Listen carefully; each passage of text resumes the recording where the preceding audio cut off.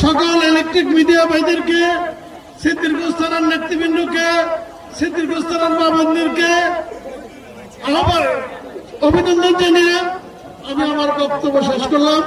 আল্লাহ হাফেজ। বাংলাদেশ জিন্দাবাদ, বাংলাদেশ জাতীয়তাবাদী দল জিন্দাবাদ, শহীদ প্রেসিডেন্ট জিয়া রহমান মাহমুদ হক, আগামী দিনের রাষ্ট্রনায়ক জনাব তারেক রহমানের জিন্দাবাদ। ভোট চাই, ভোট চাই, ভোট চাই, ভোট চাই, মা-বোনদের কাছে ভোট চাই, সিদ্দিকুরবাসীর কাছে ভোট চাই।